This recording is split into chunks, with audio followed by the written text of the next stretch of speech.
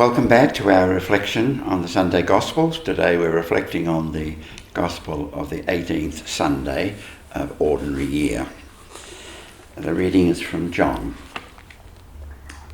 So when the crowd saw that neither Jesus nor his disciples were there, they themselves got into the boats and went to Capernaum looking for Jesus. When they found him on the other side of the lake, they said to him, "Rabbi, when did you come here?" Jesus answered them, "Very truly, I tell you, you are looking for me, not because you saw signs, but because you ate your fill of the loaves. Do not work for the food that perishes, but for the food that endures for eternal life, which the Son of Man will give you. For it is on him that God the Father has set his seal." Then they said to him, "What must we do to perform the works of God?" Jesus answered, "This is the work of God, that you believe in him whom he has sent." So they said to him, "What sign are you going to give us then, so that we may see it and believe you? What work are you performing? Our ancestors ate manna in the wilderness, as it is written, he gave them bread from heaven to eat." Then Jesus said to them, "Very truly, I tell you, it was not Moses who gave you the bread from heaven, but it is my Father who gives you the true bread from heaven. For the bread of God is that which comes down from heaven and gives life to the world." They said to him, "Sir, give us this bread always." Jesus said to them, "I am the bread of life. Whoever comes to me will never be hungry, and whoever believes in me will never be thirsty." What the church has done is that they have used the Gospel of Mark up to this stage, and when Mark was about to give us the multiplication of the loaves, they turned to John. And so the next 4 Sundays are all going to be about John, and the previous weeks have been about John as well. First of all, I just wanted to make the point that this whole scene and the bread of life discourse occur with the background of the Jews in the desert receiving the manna from God. In other words, that God intervened to look after the people at the time. So really, that's what's happening here.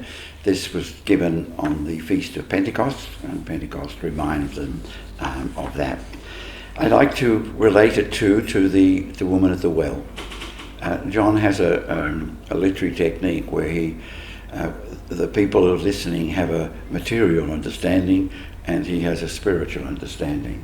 So the woman at the well says, "How can you get water when you haven't got a bucket?" But he's talking about the water that gives life. And the same here. Here they are talking about we want the bread, but really Jesus is talking about the bread that actually will bring eternal life. And both the water and the bread have eternal life, which is the thing, and that's mentioned in today's gospel, that eternal life is the thing that is going to be had. Jesus encourages them to look for this bread, and they say, "Well, what works must we perform to do this?" And Jesus points out to them that the work of God is to believe in him. I think in John, the idea of works is very important. The words of Jesus on the cross, "I finished." Right? I finished the works that I was given, and those works were to announce that he was the one that had come from the Father. So really, again, works here is being seen at a different level by each one. They now ask him to give a sign, and of course he's made the point that they haven't responded to the signs that he has given them. And the sign they choose, of course, is the manna in the desert, and they've got that text there, he gave them bread from heaven to eat. It's a sort of a mixture of Old Testament text, but it makes the point. And Jesus responds by giving them a deeper insight into that event in the past. It was not Moses that gave it, it was God the Father that gave it. And he then goes on to actually say what it's about. He defines this bread that he's giving as the fact that it comes down from heaven and that it gives life. They're the two things. And of course, in John, this is the incarnation. This is what was said in the prologue at the beginning. So that really what we're beginning to have here is Jesus as the Messiah who calls belief, and later on the emphasis will change to something different. And we'll see that in the Sundays that are going to follow. It says there, for the bread of life is that which comes down from heaven and gives life to the world. But some people translate it, that the bread of life is the one who comes down from heaven, which I think probably means the same thing, even though it perhaps presents it a bit clearer. And then Jesus focuses on the bread, that I am the bread of life. This is one of the 8 I am sayings in John. That is quite important for an understanding of the gospel. The I am is a reflection of the words that the Yahweh spoke to Moses from the burning bush. But these 8 things where he says, I am the bread of life, I am the way, the truth and the life, I am the good shepherd, I am the shepherd's gate sort of thing, all of that sort of applies it to his ministry. Right, that the words that follow are part of the ministry that he has. And he then goes on to say, whoever comes to me will never be hungry, whoever believes in me will never be thirsty, picking up the wisdom literature of the Old Testament. It was wisdom that provided those things. So what we have here is, in a sense, a beginning of a commentary on that little phrase that they provided. He gave them bread from heaven to eat. So Jesus now tends to fill that out and give it a new meaning in terms of it being coming from the Father, and he is the one who embodies it. So they're the sorts of things that I feel came out of that, yes.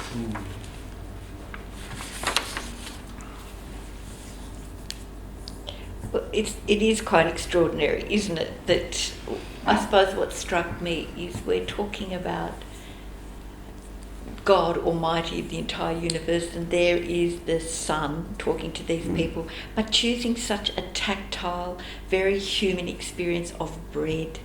You know, like he doesn't use an esoteric, I am the great mind of the world, I'm the great thinker of the world. He says, I'm the bread of life.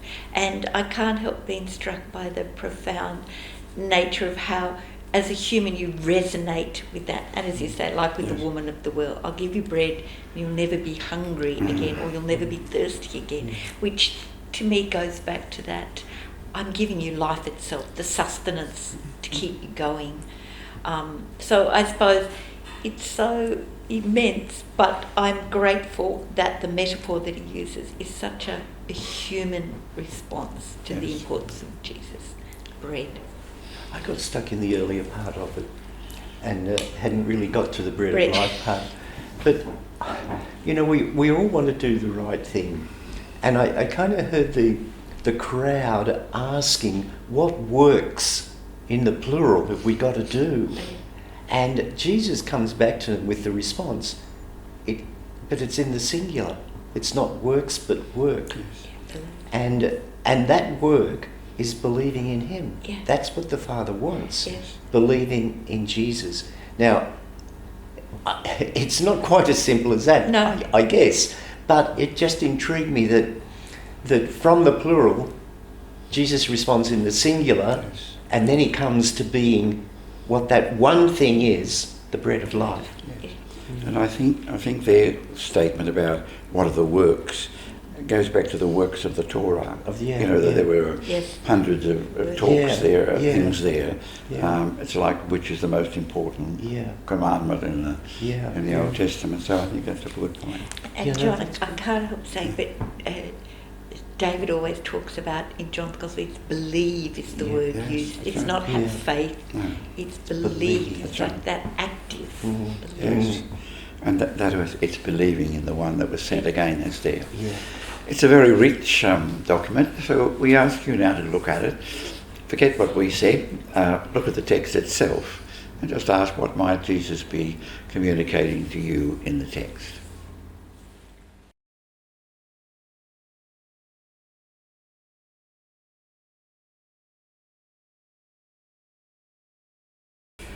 Welcome back. We invite you now to listen to the reading again. So when the crowd saw that neither Jesus nor his disciples were there, they themselves got into the boats and went to Capernaum looking for Jesus. When they found him on the other side of the lake, they said to him, "Rabbi, when did you come here?"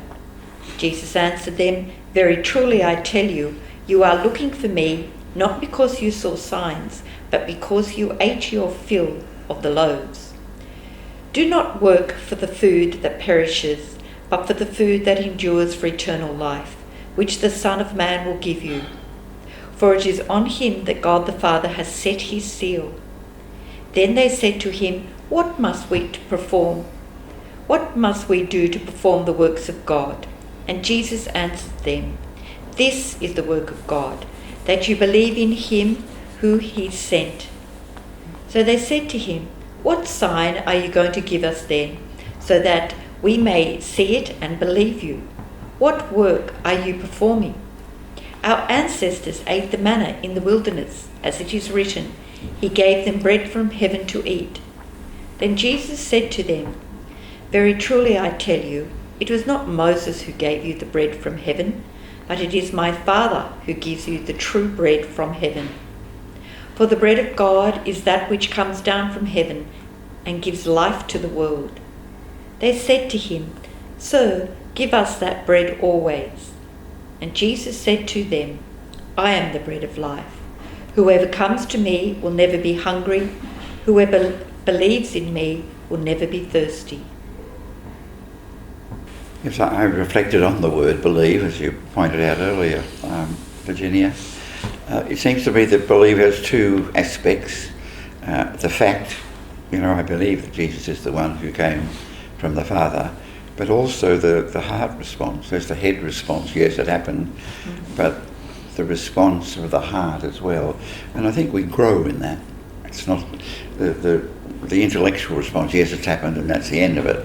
But when it comes to the commitment of the heart, it seems to me that that's a growing thing, like love in marriage, that it grows.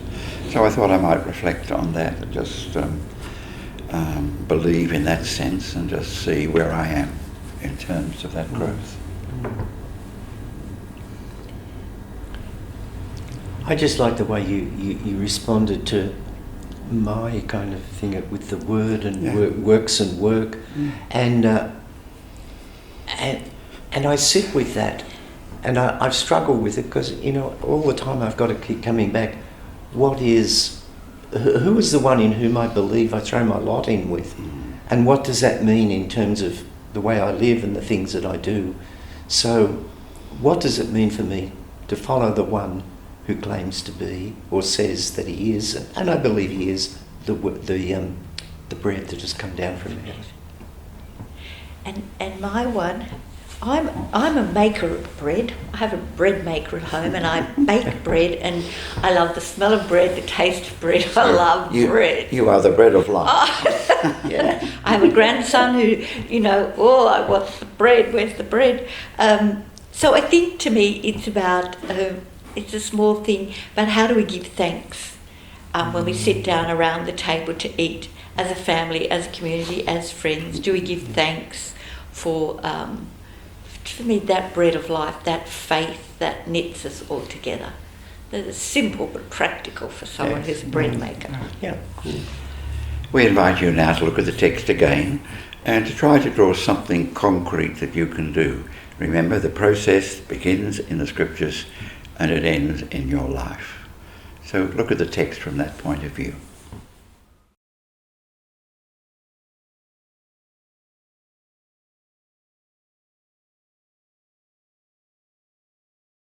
We invite you now just to spend a few moments in prayer, that we are endeavouring to work at the level of the supernatural here, and we need the grace of the Lord to do that. So let us ask for the courage and the strength and the perseverance that we need to implement what we have chosen.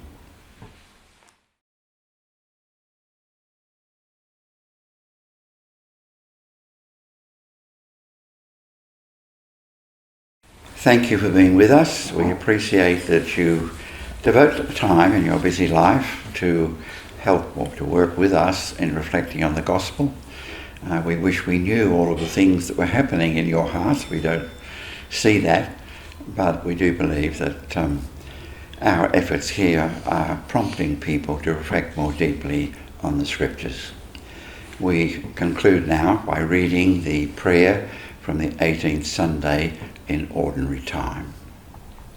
Draw near to your servants, O Lord, and answer their prayers with unceasing kindness, that for those who glory in you as their creator and guide, you may restore what you have created and keep safe what you have restored, through Christ our Lord.